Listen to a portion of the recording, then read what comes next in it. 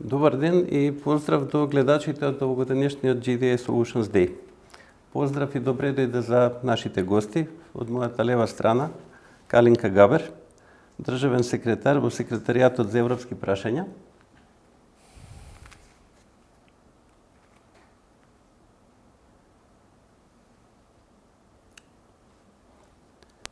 Гливор Михајловски, член на управниот одбор на Менеджмент Консалтинг Асоциација 2000.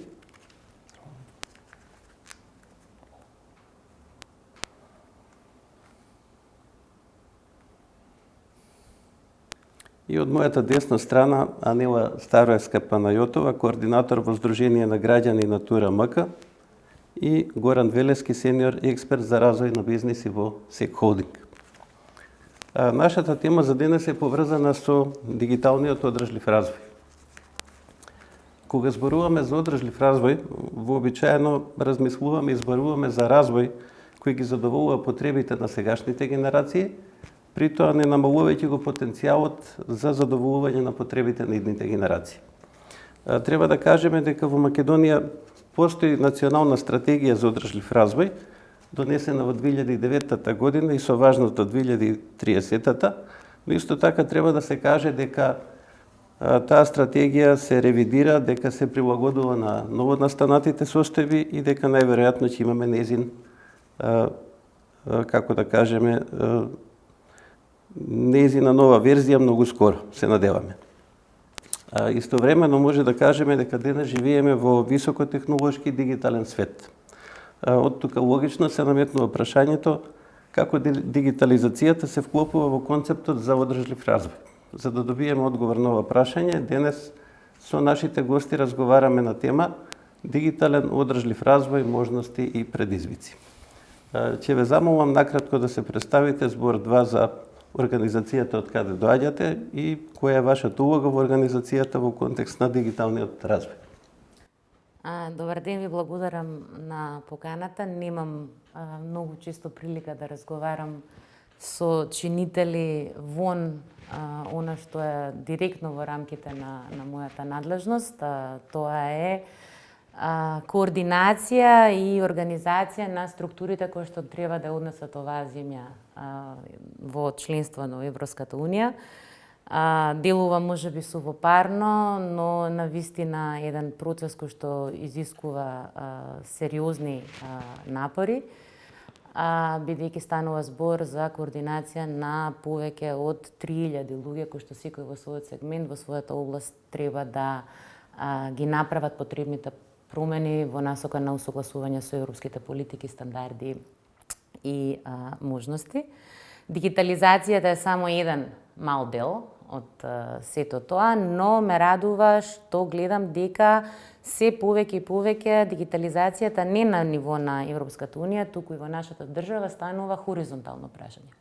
Така што, додека на почетокот прашањата за информатичкото општество и дигитализацијата се гледаат само во рамките на поглавјето 10 на европското законодавство, сега се повеќе и повеќе ги гледаме тие нишки хоризонтални кои што ги врзуваат и другите поглавја во новата методологија за проширување, во новата финансиска рамка, во економско-инвестицијскиот план за Западен Балкан кој што го донесе Европската Унија. Дигитализацијата, дигиталната трансформација е издигната на навистина многу високо ниво, бидејќи се препознава дека една дигитална трансформација која што е фокусирана на човекот, значи она што го викаат people-centered, е единствената алатка или најуспешната алатка која што може да доведе до структурни промени, до одржлив развој, до реална трансформација на општеството, не само од аспект на кој што граѓаните и бизнисите ги добиваат услугите или начинот на кој што администрацијата комуницира со нив,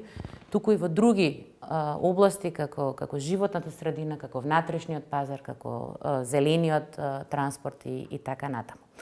За да сето тоа се случи, една земја која што претендира да стане членка на Европска Унија, како нашата, треба прво да обезбеди стратешка рамка, да тоа да се воспостави, да се овозможи, да постави нормативна рамка, а потоа и да се влезе во конкретна имплементација, односно спроведување на политиките. Ние Стратешката рамка ја имаме.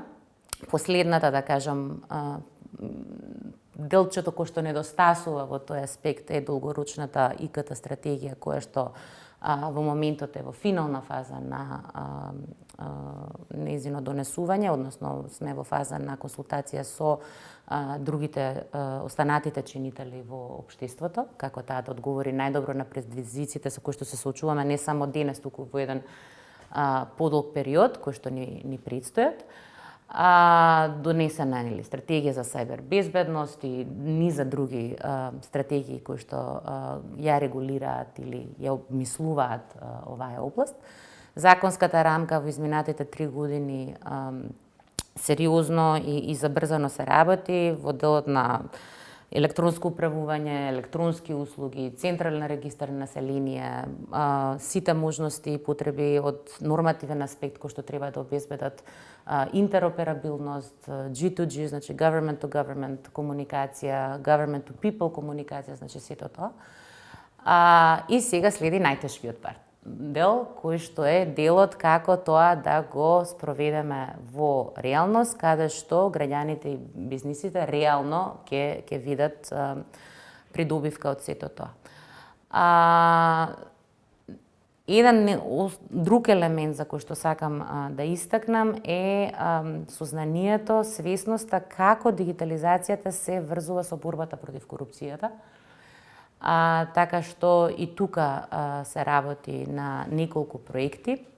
Во голем дел сите проекти кои што се спроведуваат или ќе се спроведуваат изискуваат сериозни инвестиции. Не само од аспект на, сега ова не е моја област, ќе ми простите ако можеби терминологијата која што користам е несоодветна сосема, не само од аспект на софтверски или хардверски компоненти, туку и од аспект на она што го кажав на почетокот, хоризонталното поврзување на сите институции и сите чинители во насока на целосна дигитална трансформација. Нашиот национален буџет е во состојбата во која што се наоѓа. Голем дел од овие проекти се подпираат на помош од нашите билатерални донатори и особено од можностите кои што се обезбедуваат преку инструментот за пристапна поддршка.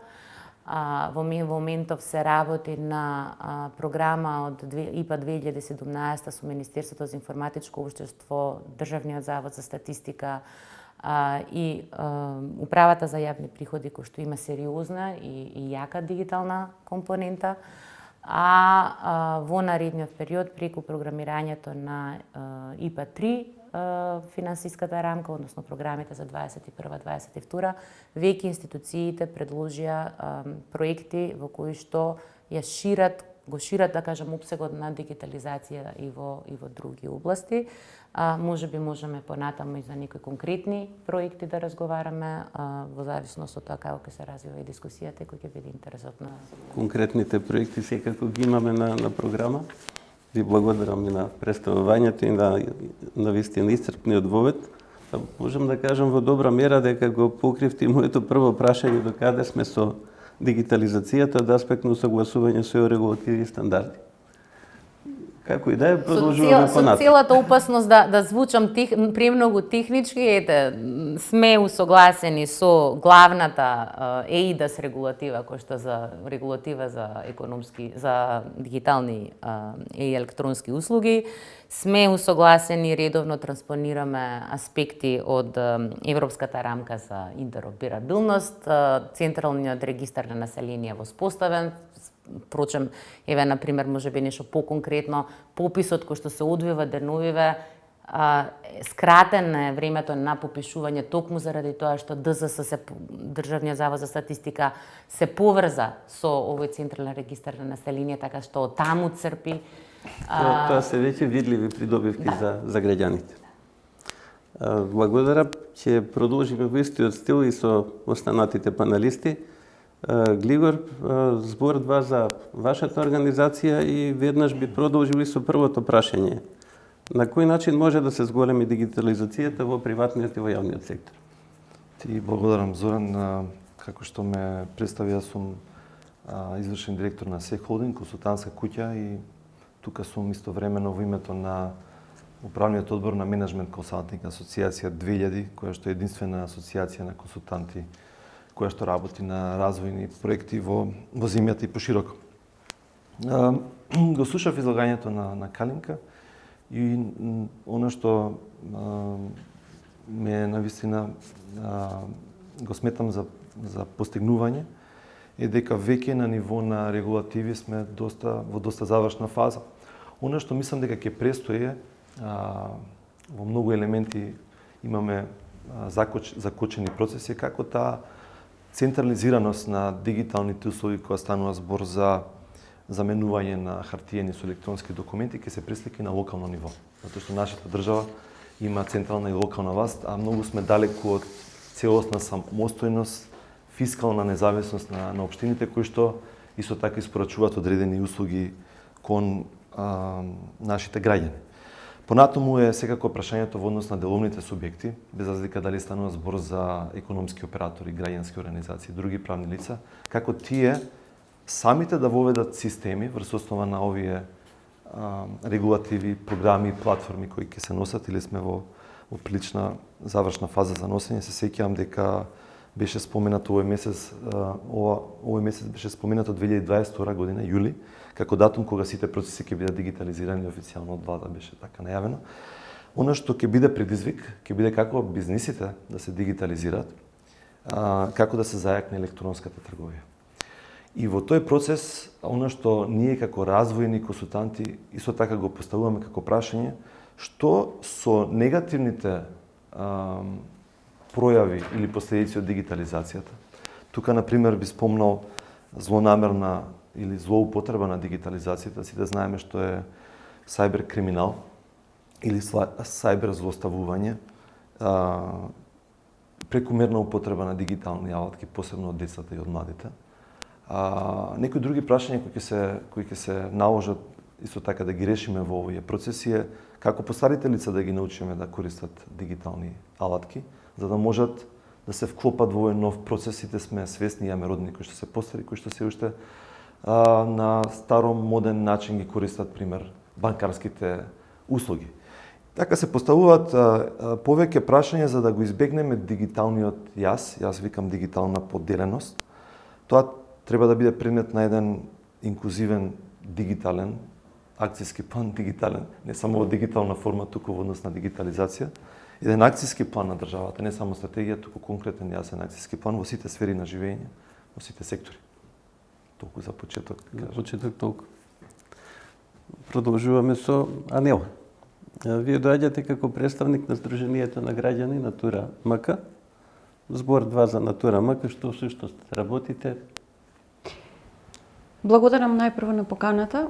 Како невладина организација која што работи во поле на животна средина, заштита на животна средина, многу ретко сме всушност вклучени во дигитални дискусии, затоа што сме некако природно поврзани со природата. Веќе 15 години сум во овој сектор и основач на Сдруженијето, координатор, позиција координатор моментално. Сдруженијето цели кон реализирање на идеи кои придонесуваат кон одржлив развој, одржливо користење на природните ресурси, заштита на природа и заштита на биодиверзитетот. Ова се можеби премногу широки полиња, меѓутоа така некако би ги сврстила сите наши активности, почнувајќи од лобирање до граѓански активизам, за некако да го доближиме шумарството и шумите кои што се на крајот од азбуката, со буквата Ш, така и во нашава држава на агендата, за жал, многу малку финансии завршуваат на оваа тема и една од главните цели е да доближиме таа тема поблиску до јавноста, да го направиме проблемот малку повеќе повисоко, да го донесеме на агендата на приоритети во државата. Други активности би спомнала вмрежување, здружување на силите со другите граѓански организации, на секој може начин да придонесеме кон подобрување на состојбата со животната средина.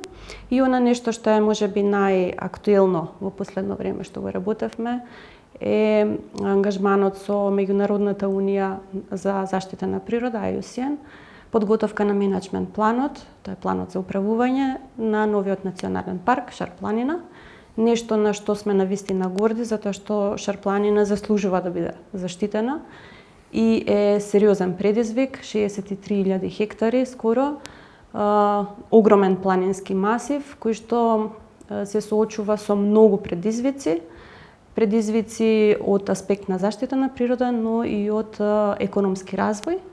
За да сите тие предизвици се синхронизираат, неопходна е дигитализацијата, бидејќи преку дигитализација ќе може на некој начин поефикасно да се управува со подрачјето, со сите овие, да речам, аспирации на различните заинтересирани страни, дали економски развој, дали скијачки центар, дали пратење на биодиверзитетот, затоа што сепак тоа подрачје не е случајно прогласено за национален парк.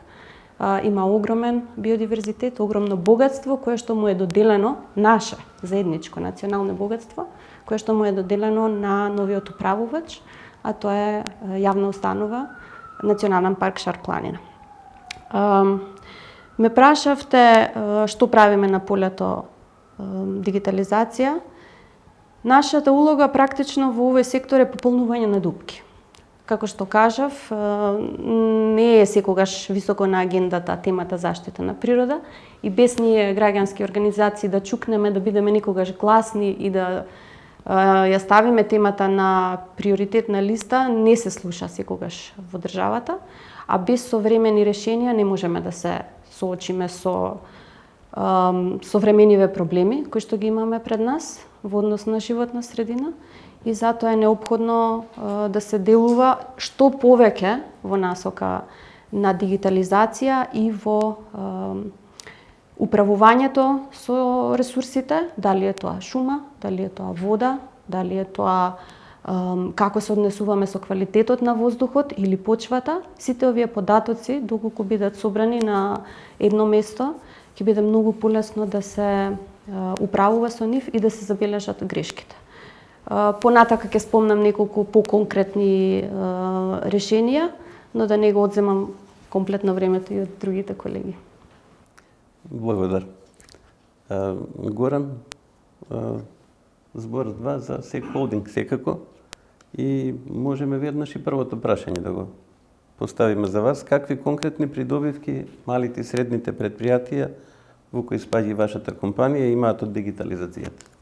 Здраве, сум Горан Велески, инаку сениор бизнес девелопер во компанијата кој што работи со реалниот сектор, каде што главната задача е како да ги подобри условите за работата на компаниите, како да ги направи побрзо да напредуваат во својата работа.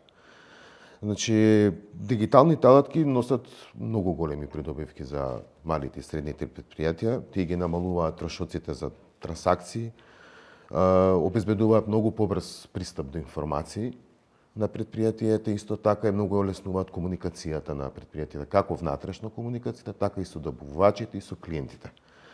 Исто така, многу може да им олесна дигиталните алатки да ги освојат глобалните пазари, пред се заради намалување на трошоците за транспорт, царинските трошоци, сите тие процедури што треба да ги направат. И тоа пред се осеќа во секторот на услуги. Услугите имаат силно голем потенцијал да ги користат дигиталните алатки и да ги продаваат своите производи надвор. Исто така го олеснува пристапот до финанси, олеснува обуките за вработените. Знаеме дека сега колку лесен начин можеме да ги обучуваме, како најпоевтини и полесни обуки можеме да најдеме преку дигиталните канали за вработените. Исто така се зголемуваат каналите за вработување и наоѓање на работници. Можеме преку новите дигитални канали многу полесно и да ги профилираат работените и да ги пронајдат тие точно што им треба. Дури има и специјални консултантски куќи кои што работат тоа при наоѓање на вработените. Исто така ги користат и услугите на јавната администрација, која што во последно време све повеќе и повеќе можеме да ги добиваме преку интернет. Многу е битно да се каже и дигиталните алатки на малите и средните предпријатија може да им користат и во делот на иновации. И може исто така да ги искористат можностите во државата што ги има, пред се мислам на Фондот за иновации и технолошки развој, каде што во сите мерки, во голем дел од мерките кои што излегуваат, дигитализацијата представува еден од основните цели. Например, можам да го спомнам мерката за технолошки развој на компанијата, комерцијализација на производите, дигитализација во земјоделието. Тоа се некои добри примери кои што можеме да ги видиме како можеме дигитализацијата како можеме да најдеме некој пристап до финансии во нашата држава. Исто така, многу битно е да се каже дека дигитализацијата им овозможува да генерираат поголем број на податоци. Самото предпријатие со дигиталните алатки може да најде голем број на податоци во предпријатието и со самото тоа што има за своето работење, со самото тоа што има поголем број на податоци, може да ги профилира, да ги генерира, да ги обработки и да види нов видик врз своето работењето со добувачите, работењето со клиентите, и тоа може да го искористи во зголемување на својата продуктивност, своите перформанси во работењето, затоа што сега има нови податоци за своето работење. И на крај да кажам, значи дигитализацијата е еден од основните двигатели на продуктивноста во последно време во предпријатијата, а со самото тоа што ќе се дигне продуктивноста во предпријатието, ќе се зголемат и доходите, приходите на компанијата и добивката, и има можност да се зголемат и платите на вработените. И тие компании што ќе успеат да ја зголемат продуктивноста во компаниите, добиваат една конкурентска предност што ги прави полесно да опстанат на пазарот и да ги зголемат своите приходи. Доволно мотиви за сериозно да се размислува за што поскора дигитализација во сите сегменти, би рекол. Може да поминеме веќе и на по-конкретни некакви теми. Спомнавме активни проекти поврзани со дигитализацијата, може би корелација со некои други стратегии, национална стратегија за заштита на природата, може би или стратегија за развој на енергетиката или може би некои други. Ке ми дозволите само прво, ја разговаравме пред да почне снимањето околу тоа како ние во Секретаријатот за европски прашања сме генералисти, успеваме да најдеме нишки помеѓу сите области во администрацијата. Сега ме радува дека ствари, иако сум во комплетно друг амбиент, и сега можам да се поврзам со сето тоа што го кажа, заради тоа што во крајна основа дигитализацијата е таа што ни ја дава таа можност. Тоа нешто не врзува, со ова Горан што го кажа, со све што кажа за фирмите и за приватните компании се сложувам, освен во делот дека со продуктивноста расте и профитот. Во администрацијата тоа за жал не е уште така. Но шала на страна. Ова што и Глигор го кажа. Дигитализацијата е процес. Ние го почнавме тој процес од она што го кажав, од стратешки рамки, па закони, па транспонирање, согласување со регулативи, да створиме еден поволен амбиент. Се уште не сме на нивото на кој што јас како граѓанка на оваа држава би сакала да бидеме во однос на понудените дигитални услуги. Имам некаков податок, извадив на националниот портал за електронски услуги. Во август 2021 се регистрирани 50.000, нешто над 50.000 корисници, тоа се физички лица, затоа што националниот портал сега возможува само таа услуга за физички лица, иако се работи на пуштање на профили за бизниси. Достапни 807 услуги, од кои 154 се целосно електронски. 154 услуги се малце. И ние, апсолутно, се согласуваме, ние треба да работиме на зголемување на бројот на достапни електронски услуги. Особено сега, ако го ставиме тоа во контекст на пандемијата, со кој што живееме веќе години и пол, кој што очигледно е тука и ќе остане уште некое време, така што треба и тој не е само прашање на промена на менталитетот и адресирање на сите овие слабости или предизвици кои што ги имаме во процесот на дигитализација, недоволно користење од страна на постарите наши сограѓани или преголемо користење и неквалитетно користење од страна на помладите, значи тоа е еден дел. Но останува фактот дека треба да се зголемат тие услуги и оној проект што го спомна во рамки на ИПА 2017, кој што треба да трае до крајот на 2023 година, се предвидува, обезбедени се средства, што значи дека изгледноста да се обезбедат тие услуги е многу висока, на уште дополнителни 145 услуги. Значи, преку тој механизам, тоа на страна имаме и буџетски средства кои што ќе бидат насочени во таа насока, но еве има некаков план за тоа како да се зголеми опфатот на услугите кои што се даваат на дигиталните платформи. Се согласувам дека единиците на локална самоуправа, односно локалната самоуправа останува предизвик, фискална децентрализација е еден дел од тоа, но со нововведените критериуми околу фискална децентрализација верувам дека тоа ќе биде дополнителен поттик на општините да генерираат приходи кои што после ќе можат да ги оттргнат, да кажам, од државната каса, за да можат да развиваат, да размислуваат во насока на овој Горан што го кажуваше, попродуктивно делување во насока на исполнување на некои повисоки стандарди. Сакам на кратко да се осврнам на ова Глигор што го кажа во однос на 1 јули 2022 како датум кога ние треба целосно да се дигитализираме. Јас сметам дека треба да бидеме амбициозни. И апсолутно амбицијата е таја која што води кон прогрес, но морам да кажам дека позади тој дедлайн за целосна дигитализација на 1 јули следната година треба сериозна и многу голема работа и сериозни и многу големи финансиски средства. Што значи тоа? За да ние се усогласиме со ЕИДАС регулативата, која што е регулативата за електронски услуги, документи и сето тоа, треба да се усогласат уште над 230, мислам, други закони. Што значи дека тоа е еден процес кој што администрацијата треба да си го одработи. И сега под капата и насоки на кабинетот на премиерот, бидејќи тоа го зема како нивно чедо, да кажам, институциите се ставени на вистина во погон да ги усогласат своите секторски закони со Законот за електронски услуги, односно со ЕИДАС регулативата. Тоа ќе помине на влада, затоа што на влада е малце полесно да се поминат законите, ќе дојде во собрание. Во собрание останува на тоа, на свесноста на сите пратеници да пристапат, еве јас и дури оваа прилика ја користам, дека треба да апелирам да се искористи можноста која што стои на располагање. Во моментов Секретаријатот за европски прашања, преминувам на друг аспект, го координира процесот на програмирање на новата фискална рамка ИПА 3 2021 и 2027.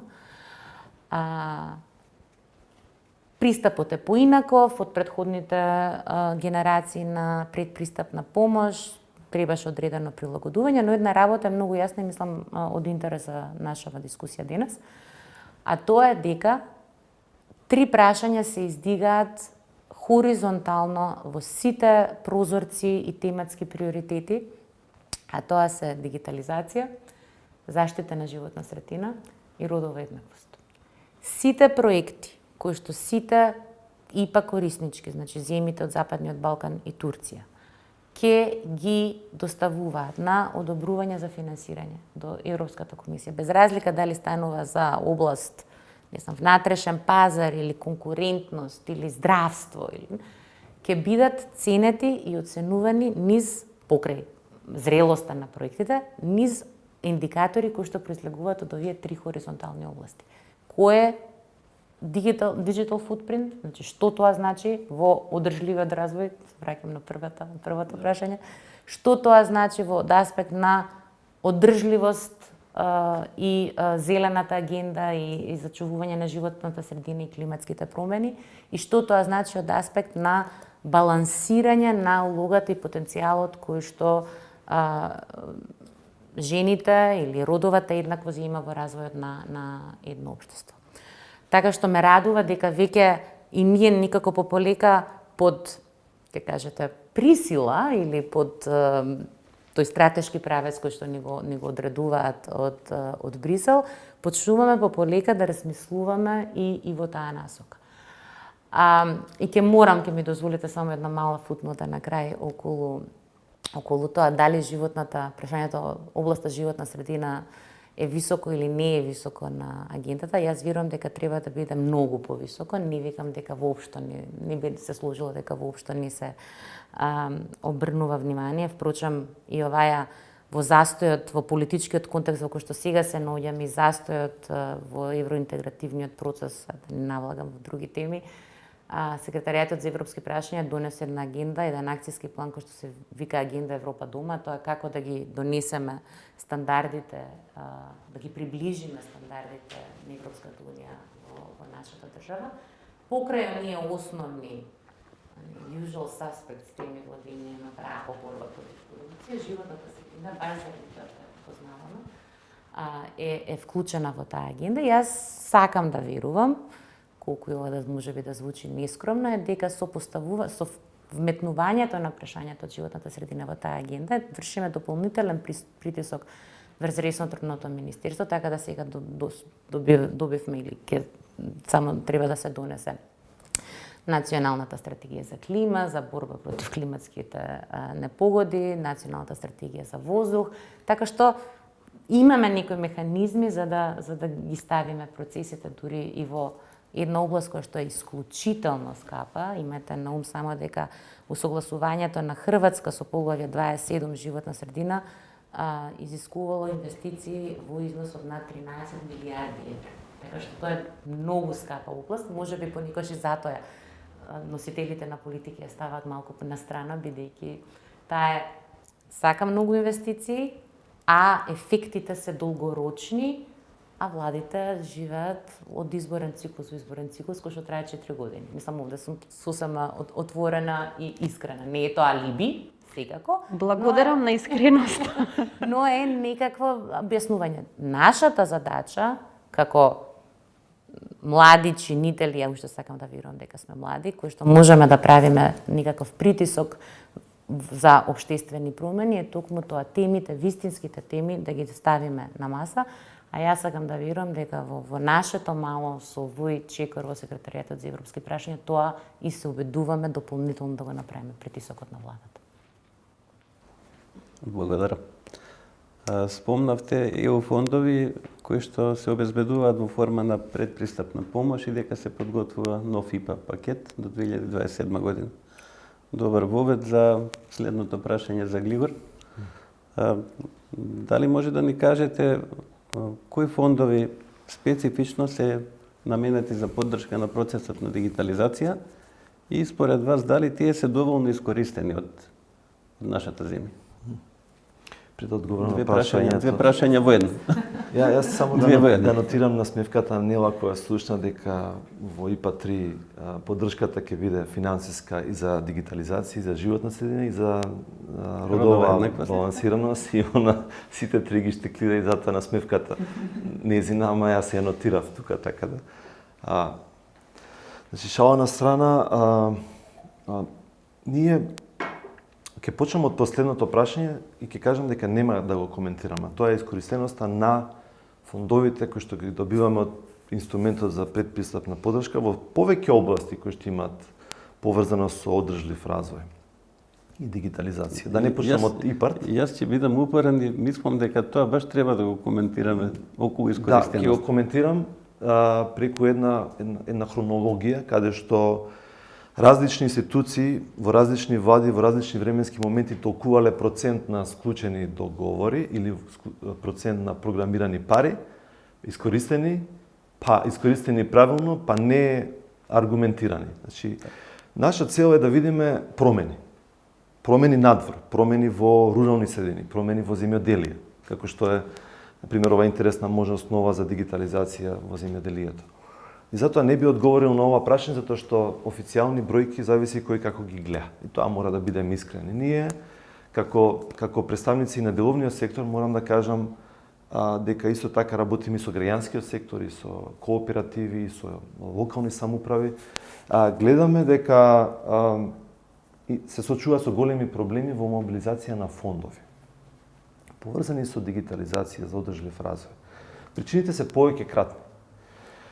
Не би навлегувал во делот на програмирањето, мислам дека таму се води добар процес, според мене. се нотираат предизвиците кои што нашата земја ги има, иако сепак за мене флексибилноста на овој фонд, посебно инструментот за пристапна помош е доста ригиден, како што тоа значи дека 2017 тоа што било испланирано според Ten+3 методологијата, може нешто друго ќе се појави, како например сега климатски промени што сите ги чувствуваме и не знаеме како е можно да има торнадо во Чешка и 150 луѓе да отидат или многу повеќе. Затоа тоа е нешто што не се однесува на нас, туку е да видиме што можеме да направиме нас, а билатералните донатори, меѓународните донатори, владата може да биде малку побрза, ќе ги оставиме на страна. Оно што јас го гледам како консултант на повеќе општини, би земал еден конкретен пример за да бидам подобро разбран. Европската унија за прв пат лани објави повик само за општини, го кажа тоа јавно пред 2 години, дека ние сега ќе се насочиме кон општини. Зошто кон општини има логика да се помогне за развојот на локалните заедници. Апропо ова беше најавено од лани од ЗЕЛС и од владата за носење на нови методологии за мотивирање, претпоставам Калинка тоа го мислеше, за мотивирање на општините, подобрите општини ќе добијат и повеќе пари, поуспешно да привлечат инвестиции, да ги задржат луѓето во, да не мигрират, да развијат социјални и едукативни институции и така натаму. Но општините и другите ентитети, посебно од деловниот сектор, зборам за микро мали предпријатија, кои што го чинат заедно со средниот сектор 99% од сите компании, имаат потреба од поддршка во тој процес. Значи ги ставам во еден ист кош и општините како представници на локалната самоуправа и економските оператори, помали граѓански организации и луѓето. Луѓето во општините не знаат како, прво, да дојдат до своите права на општинско ниво, не знаат кому да му се обратат. Општините, сега морам да бидам искрен, без разлика што се наши клиенти, ние ги гледаме нивните предизвици, кога прават, например, стратегија за локален развој. Многу малку умствено се вклучуваат сите сектори подеднакво. А ова е најблаго кажано. И покрај нашата искрена желба, поаѓајќи од тоа што јас доаѓам од граѓански сектор, кај што социјалната мисија ми била важна и тоа уште не можам од системот да го исчистам, уште ми седи некаде, се меша. Значи, во нашата работа како развојни консултанти, на страната на општините, на страната на економските оператори, се уште не гледаме или разбирање или доволно волја и мотивираност да се направи некоја промена од која што корист имаат граѓаните на одредена област. Тука се фондовите битни да бидат мотивирачки, да бидат со мечинг и да кажеме мотивирај ги. Колку ти ќе направиш, јас ќе дојдам да ти помогнам. Тоа е тоа што според мене треба државата да го прави понатака. Не дека не го прави, јас сега и добрите примери би ги кажал. Горан го спомна за Фондот за иновации и технолошки развој. Тоа го правиме од веќе неколку години со Законот за финансиска поддршка на инвестиции. Има еден многу убав дел кој што дел од нашите клиенти и фирмите го користат за воспоставување на систем за истражување и развој, нешто што го прави ГДИ компанијата моментално. И на некој начин се мотивира со значителни средства, за разлика од другите области за кои што може да финансира тој закон, се права значителна поддршка на инвестиции во дигитализација. Тоа се прави спорадично. И затоа многу силно и со голем надеж ги очекуваме овие стратешки насоки, како националната платформа за интероперабилност, платформа за дигитализација на државни институции, кои што треба да има trickle-down ефект на сите во системот, во екосистемот. И јас разбирам дека многу е тежок тој процес на меинстримирање на тие елементи, хоризонтално тоа што вие го правите во сите институции, во сите закони, подзаконски акти, понатаму програми и мерки. И јас би сакал да апелирам уште во оваа фаза да се вклучат колку и може повеќе вообичаени представници, како што е локална самоуправа, деловен сектор, но и неортодоксни групи. Например, ние спроведовме еден проект со Европска унија за меѓугранична соработка со Албанија, каде што направивме една значителна дигитална платформа за екоресурсите, посебно во делот на риболов, лов, животна средина и туризам. Но она што го видовме дека тие економски групи кои што се традиционални, кои што во надоаѓањето на отварањето на поглавијата за животна средина и обврските со Натура 2000 и другите EU принципи, да кажам, и правила, ќе имаат проблем како да ги користат тие ресурси. Дигитализацијата помага од дома да разберат повеќе, но е потребно вложување во нивната едукација. Ја имав заокружено во мојата презентација на прашањето како да се зголеми дигитализација со едукација. Значи, многу е, веројатно, лесно се направи системот, но има на еден паметен инженер ми има кажано, системот е онолку добар колку што паметни податоци ќе ставите внатре. И јас тука би додал колку и ние паметно ќе ги едуцираме сите инклузивно едно општество за сите групи во општеството. Така да тука би застанал на прашање од колегите панелисти и колешките панелистки. Исто така би одговорил, но во делот на примери имаме доста спорадични примери, потребно е некој да води сметка како тоа ќе се одрази на нашиот развој и се надеваме дека ова стратегија која што започна токму тоа и ќе го предвиди. Имате некакви прашања? Сите на кај мене гледат. Апсолутно. И Канека и Григор ме испровоцира, морам да се надоврзам. Се согласувам со се што го кажавте. Од аспект на граѓански сектор, најмногу се согласувам дека треба да сме амбициозни. Без да ја притискаме државата, нашите институции, дека мораме да следиме напредок и развој, не можеме да се подобриме. И со Глигор ќе се согласам дека јас ја гледам чашава, добро не ми е полуполна сега, меѓутоа секогаш тежнам да ги гледам работите од позитивната страна, дека чашата е полуполна, за да можам да внесам една свежина, еден позитивен дух за да се подобрат нештата. Затоа што разбирам дека институциите се заглавени во своето секојдневие, секојдневната администрација и многу е тешко кога се соочуваш со одреден обем на работа да гледаш напред, кон технологија, кон напредок и кон поефективно работење во насока на било која сфера. Јас ќе се зборувам за животна средина. И сега сакам малку поконкретно. Ќе почнам најодоздола. Глигор спомна едукација. Се соочуваме со апсолутна дигитализација во школството, со тоа што на тој начин се губи оној допир со природата. Значи сега треба да бидеме повторно инвентивни како децата, да ги вратиме во природа за да може да го почувствуваат, да го допрат, да мирисна природата. Значи алатки дигитални кои што повторно ќе ги вратат назад, дали се тоа со некаков баркод, па да добијат информација и во природа да учат, затоа што учат од компјутер за природа, што е апсолутно неприфатливо, затоа што дополнително ги детачираме од природата. Климатски промени спомна, страшно важна тема, за жал не сме подготвени. Да, искрено се надевам дека стратегијата за климатски промени нема да остане само на хартија, туку дека сите институции, секој од нас индивидуално ќе придонесе за нејзино спроведување. Што тоа значи во овој наш сектор во кој што работиме во однос на дигитализацијата? Многу. Пример ќе дадам. Пожарите кои што ги бевме сведоци ова лето, многу лесно, доколку беше дигитализиран процесот на пратење на фенофази на вегетација, се вели тоа, значи да пратиш вегетацијата, колку е сушно времето, колку маса останува да биде просушена, едноставно го гледаш дека ги губи листијата, ја форсира есента дека му дошла прирано за да не се исуши. Значи паѓа огромна исушена дрвна маса на земја, тоа е потенцијален материјал за горлив материјал. И беше многу очекувано дека ќе се случат пожари. Меѓутоа ние не бевме подготвени затоа што немаме еден заеднички систем на сите институции кој што ќе може да даде една рана интервенција за да се реагира на терен. Истото се однесува и за интервенцијата која што е рано дојавување, се случува ваква и ваква непогода, како што беше за жал пред неколку години во Стајковци.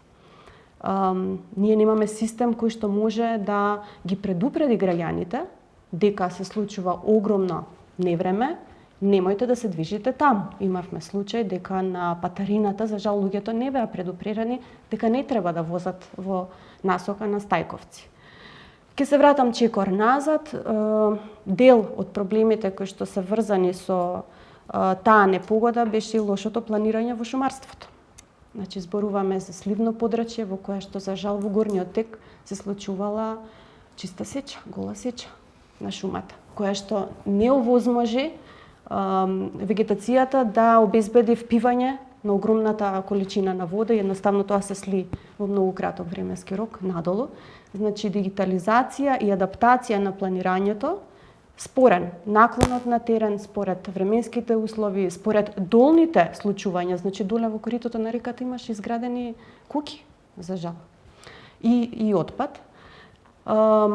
И меѓу другото, поплавите. Поплави ќе не чекаат уште многу години, пожари ќе не чекаат уште многу години, доколку ние не се спремиме сите овие информации да ги синхронизирано да ги собираме од сите институции и да можеме да ги процесираме и редовно да делуваме според тоа што системот ни го јавува, нема да можеме ефикасно да се справиме со нив.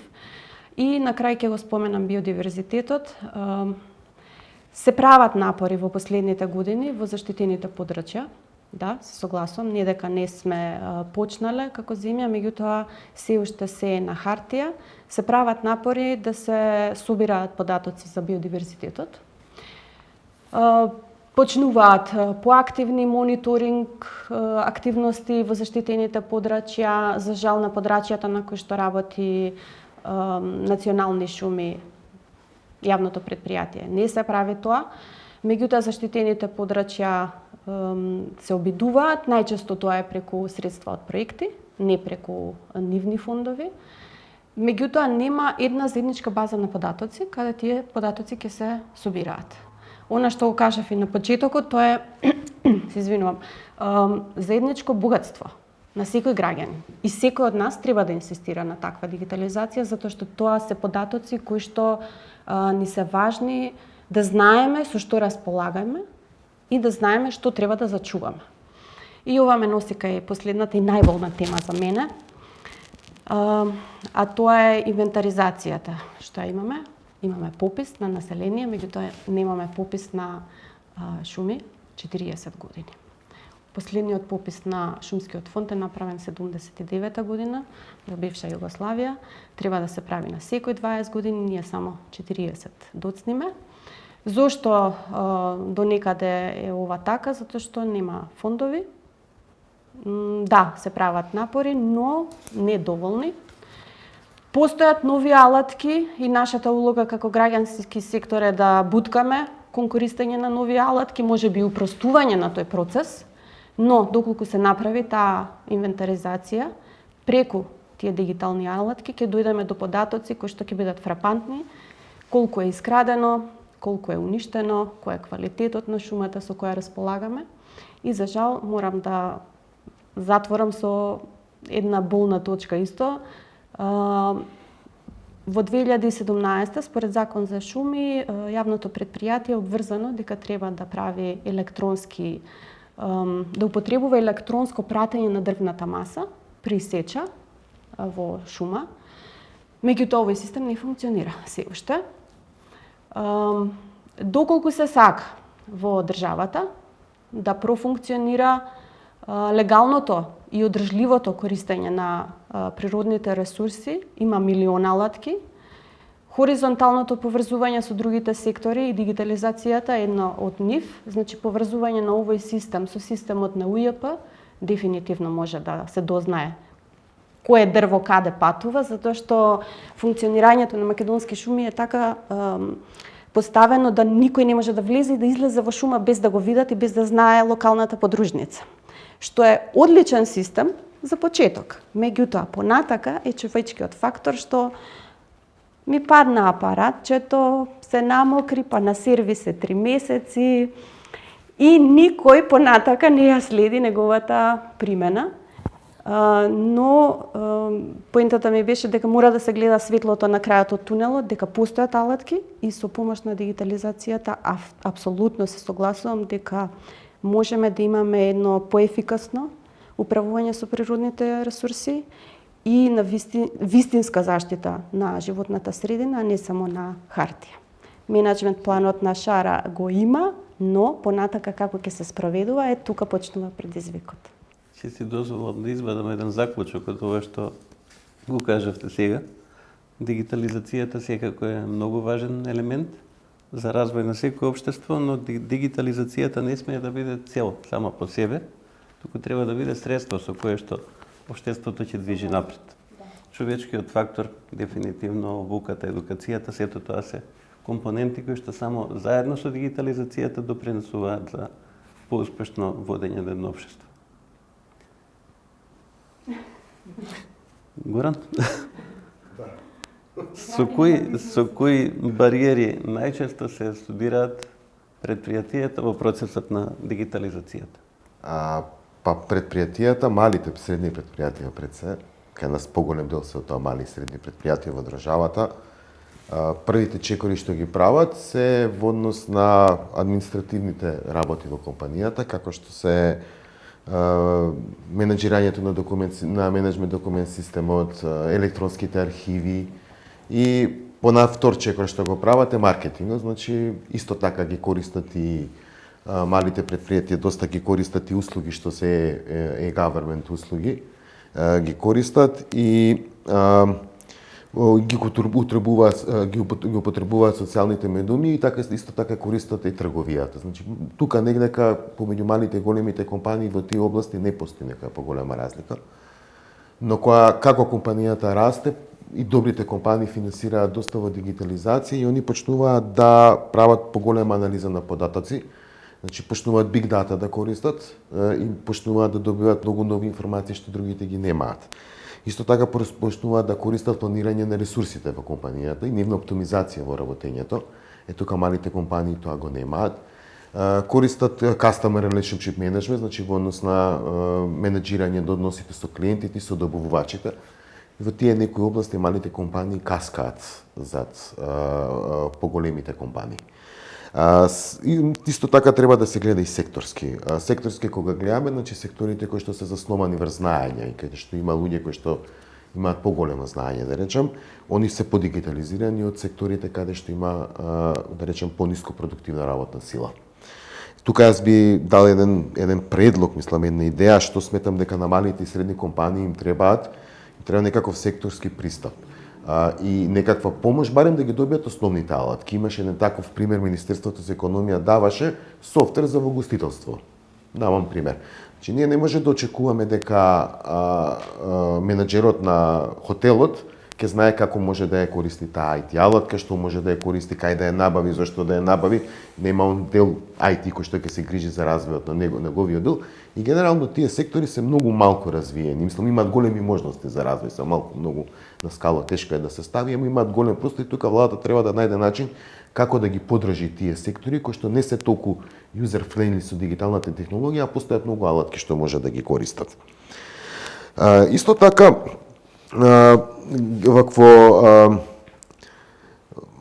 менеджерите, еден од големите бариери кај менеджерите е тоа што не ги знаат дигиталните алатки. Не знаат која дигитална постои, значи прво не се сознаени, треба некој ден да е совет, постои вакво нешто и така натака. А и да им ги објасни и да им каже се какви се тие алатки, дигиталните процеси, дигиталната трансформација бара добра операционализација во низните бизнис функции.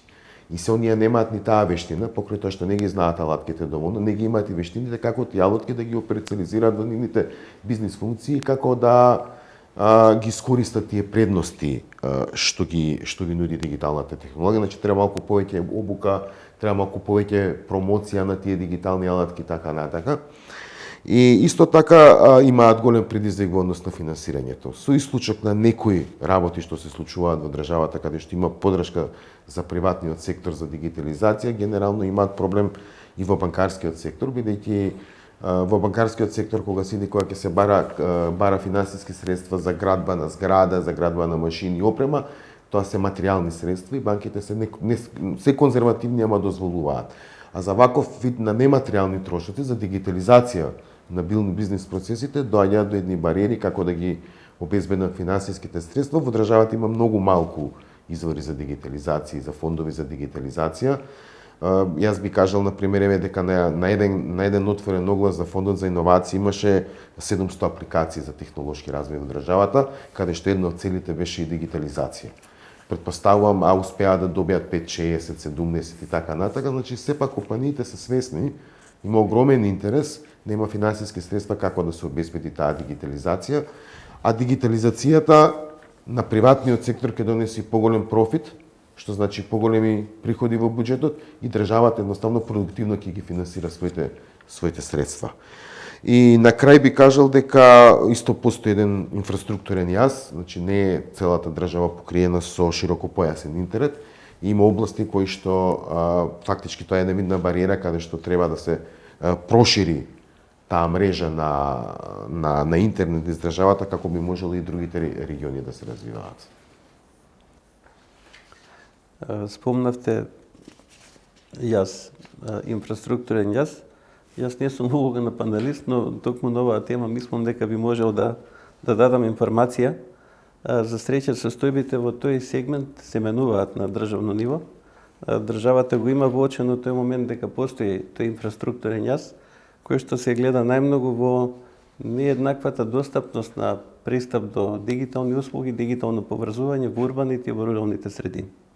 За надминување на овие состојби, изработен е национален оперативен бродбенд план, кој што има токму за цел да го направи ова покривање на ниво на цела држава подеднакво и рокот за имплементација е 2029 година, кога буквално секој домаќинство би требало да добие пристап до брз интернет, и со тоа се надеваме дека овој јасно вистина ќе биде намален.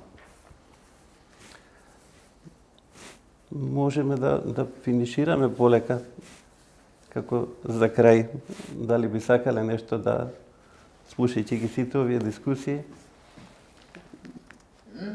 каква порака би испратиле за крај? Можеби како заклучок од оваа дискусија, но и отварање на нови теми за во иднина. И се она што го кажа Анела, јавната администрација постојат различни перцепции за тоа каква е добра, не добра. Јас сепак, потоа што работам со колегите секој ден, не сум извонорно дел од таа фела, но во јавната администрација има дел исклучителни професионалци кои што се навистина посветени на процесите и на реформите. Ни недостасува ова што го зборуваше и Горан, performance-based assessment, каде што тие би можеле да ги дигнеме над тој некој, има race to the bottom има во администрацијата.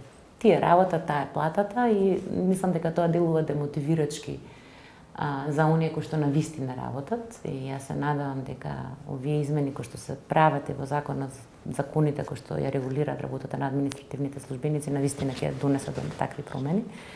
И факт е дека голем дел од тие квалитетни луѓе кои што се посветени, има долгогодишно искуство, нивното време, најголем дел од нивното работно и вонработно време отпаѓа на работа на тековни проекти, на тековни активности. И јас цело време инсистирам дека за да го надминеме тој проблем, а да почнеме како држава, администрацијата нели с лицето на државата, да по-забрзано да ги правиме тие реформи е преку вклучување на невладини организации, струкови здруженија, консултанти, луѓе од фелата, од бизнисот во работата на јавната администрација. Навистина и ова денешна наша средба и наш разговор го гледам во таа насока. Интегрирање и вклучување, инклузија на сите прогресивни сили во општеството во насока на нашиот заеднички колективен развој. Така што таа култура административна мора да се промени. Верувам дека можеби не во сите институции или во сите, нормално да покажам со прст, но мислам дека притисокот треба да доаѓа од недржавните чинители и да се најдат отворени, прогресивни соработници од другата страна, која што ќе може да отвори врата на работа кон овие промени, бидејќи особено во делот на дигитализацијата, што е една нова гранка, во која што во администрацијата реално нема толку искуство, ние не можеме да платиме IT луѓе. Заради тоа што кој IT девелопер, софтвер девелопер или какви веќе профили пустат, сака да работи од администрација, не сака. Така што ние, например, во секретаријатот сега сериозно размислуваме за аутсорсирање и на процеси, и на услуги, и на алатки, заради тоа што тоа не можеме да го платиме.